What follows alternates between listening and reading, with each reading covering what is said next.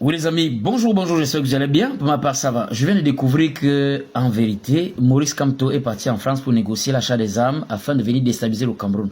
Ce monsieur ne va pas passer par les urnes. Il ne va pas passer par les élections. Il y a eu une conspiration entre la France et le MRC. Je viens de le découvrir en suivant un live comme ça m'a inspiré. Je me suis dit non, il faut que je fasse un peu de recherche. Et ensemble, nous allons découvrir. Donc, il y a une conspiration entre la France et le MRC. Je vous dis que le MRC, c'est un parti soutenu par la France pour empêcher au Cameroun de se libérer. Le Cameroun a préservé ses matières premières. Le Cameroun est riche, très riche en matières premières. Le président Biya est venu refuser de renouveler les accords coloniaux signés par Ahidjo. Pour ceux qui ne croient pas que les accords coloniaux existent, allez-y écouter l'homme politique français qu'on appelle Thierry Breton, qui a dit que c'est l'imbécilité de Macron qui a fait en sorte que les Africains ouvrent les yeux. Et que si jamais l'Afrique se libère, les Français et leurs petits-enfants viendront chercher du travail en Afrique. Par cette expression, il explique ici que l'Afrique est enchaînée. L'Afrique francophone est encore enchaînée et que si jamais elle se libère, les Français vont souffrir. Les Africains sont enchaînés par quoi? Par des accords. Ce n'est pas que les Français sont chez vous, ils ont mis des prisons, non. Essayez un peu de lever l'esprit. Allez-y, ma Google, tapez accords coloniaux, vous allez voir là où on vous a figé. C'est les hommes politiques malhonnêtes comme Kamto qui ne veulent pas le reconnaître. Moi, je vais dire ici la vérité, n'en déplaise. Je suis très choqué de découvrir qu'ils ont fait une conspiration avec les Français. La réunion a eu lieu le 20 mars, donc 3 mois avant que Kamto n'arrive en France. Qu'est-ce que ça nous dit? On va lire ensemble. Voilà, les amis, là nous sommes dans la page de Wilfried Ekanga, qui est un des hauts cadres du MRC. Il dit bien ceci. Cet après-midi, j'ai été invité à intervenir sur le thème panafricanisme et néo-panafricanisme à l'hôtel Industrie au cœur de la capitale française. On va d'abord chercher à voir un peu l'image de cette capitale-là, de cet hôtel. Voilà l'hôtel en question. Voici notre ami Wilfried Ekanga, qui représente le MRC. Voilà, on va continuer de lire. Voilà, la suite disait quoi? Le public de cet atelier fermé était constitué, entre autres, d'un élément du ministère français de l'Intérieur. Qu'est-ce que le ministère français de l'Intérieur vient chercher sur les affaires du Cameroun? D'une représentante du Quai d'Orsay, le Quai d'Orsay ici représente le ministère des Affaires étrangères, des Relations extérieures, et d'une autre du ministère des Armées. Qu'est-ce que l'armée française vient chercher dans les affaires intérieures du Cameroun? Et Kangalou me dit, allez dire à Tanganji que c'est Kamto qui m'envoie signer des accords militaires avec la France pour déstabiliser le Cameroun. C'est Wilfried Ekanga lui-même qui le dit. Dans cet échange à huis clos, donc c'était top secret, mais comme Wilfried Ekanga a été élevé par une femme, il parle beaucoup. Dans cet échange à huis clos, où l'enregistrement était proscrit, donc il était interdit d'enregistrer, il était question de régler le problème aussi tenace que sécuritaire, à savoir, depuis un des temps, ce sont les Européens qui parlent de l'Afrique aux Africains, voilà. En fait, il s'agit ici du panafricanisme. Voilà, il s'agit ici de... Enfin, le thème, c'est panafricanisme et néo-panafricanisme. Ça, c'était juste la façade, le thème qu'on a donné. Mais dans le fond, quand vous voyez le ministère de l'Intérieur, le ministère, le Quai d'Orsay et le ministère des Armées venir parler du panafricanisme. Le panafricanisme ici, c'est quoi?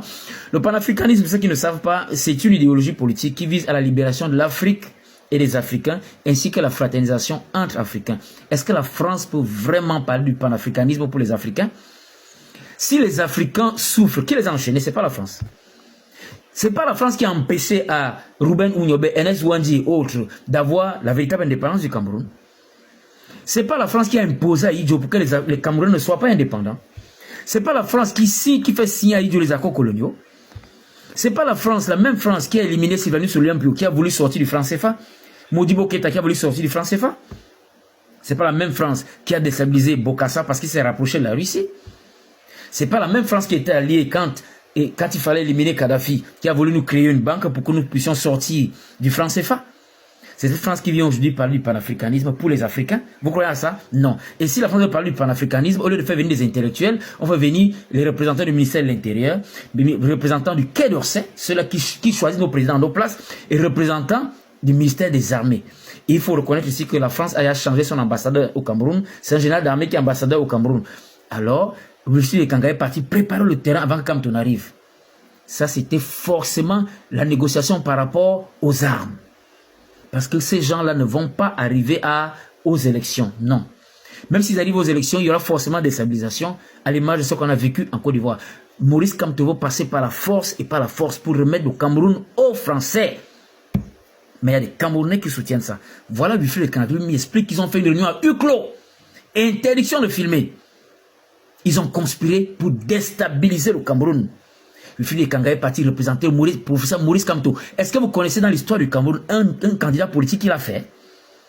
Quand vous dites que l'homme la roule pour la France, vous voulez qu'on écrase tout, qu'on vous mène à la bouche pour que vous puissiez croire? Voilà Wilfried Le Kanga, l'homme qui a sorti le secret. Une réunion secrète qui a eu lieu le 20 mars dernier. On a invité Wilfried Le Kanga, qui est un haut cadre du MRC, à assister. Parce que comme le président Biya leur a tourné le dos, il a refusé de signer les accords coloniaux, ils ne veulent plus du président Biya, ils veulent maintenant un Camerounais qui va venir servir encore la France. Comme on avait fait à Gbagbo. On a refusé Gbagbo, regardez, on a mis la Côte d'Ivoire aujourd'hui. Regardez ce qu'on a fait en Guinée-Conakry. On a renversé Alpha Condé qui commençait à devenir révolutionnaire. On a mis celui qui sert les Occidentaux là. C'est ce qu'ils font dans tous les pays francophones. Camerounais. Vous partez ovationner celui qui va sacrifier le Cameroun. Si Maurice Kamto prend le pouvoir, vous allez voir ce que vous allez vivre. Là où vous avez refusé de renouveler les accords coloniaux là, pour en ressortir, vous allez faire 200 ans minimum dans l'exploitation française. Vous leur avez échappé une première fois. Si vous reprenez là, vous allez confirmer le code. Si vous pensez que c'est là où vos misères vont s'arrêter, détrompez-vous. Vous serez aussi pillés que tous les pays francophones. Ne rêvez même pas. Ils vont venir s'asseoir, piller les matières premières du Cameroun. Propre. À la limite, quand tu peux faire comme le président ivoirien, allez endetter le Cameroun pour vous faire quelques monuments, pour vous faire croire que vous êtes en train de prospérer. Parce que c'est comme ça les serviteurs de la France-Afrique. Hein. Ils endettent le pays, comme vous ne suivez pas tous les dettes, ils endettent, ils construisent des ponts, des routes, on est en train, le président travaille. C'est après 15 ans que vous réalisez qu'il vous a endetté au point où vous êtes devenu davantage prisonnier. Parce que plus vous vous endettez, plus vous êtes à la merci du FMI et de la Banque mondiale. Parce que pour qu'ils puissent entrer en possession de leur argent que vous leur devez, ils font même bas sur vos matières premières. C'est comme ça que les faux présidents la font. Ils prennent des dettes pour qu'après le FMI vienne prendre vos matières premières et vous demeurez des pays ultra endettés, pays ultra pauvres. Vous ne profitez pas de vos matières premières. On va voir si on peut continuer de lire. Hein? On y va. Voilà, on va lire la dernière phrase là, hein? Parce que là, il nous parle un peu de panafricanisme. On sait que les Français ne font pas du panafricanisme, c'est des histoires. Wilfried Le Kanga nous dit, bien sûr, si et seulement si moi et mes nouveaux amis français n'avons pas largué une bombe sur le palais de Toudi bien avant. Oui. Donc, les Français sont devenus leurs amis. Eux, Cameroun. Et vous dites que vous aimez le Cameroun?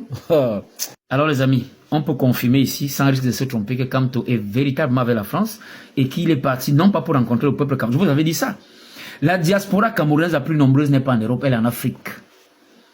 Si vraiment il voulait convaincre la diaspora, il aurait choisi un pays africain. Vous comprenez? La diaspora camerounaise la plus nombreuse n'est pas en Europe, elle est en Afrique, dans les pays africains. Il est parti en France parce je vous avais dit ça dans une de mes vidéos ici, il est parti rencontrer les hommes politiques français. Le meeting là, c'était juste une façade. Mais les Camerounais naïfs vont applaudir, ouais, notre libérateur, il est venu, bien trop confisquer le Cameroun. Hein. Vraiment des toumouks, des edungues, comme on dit, des bêtes.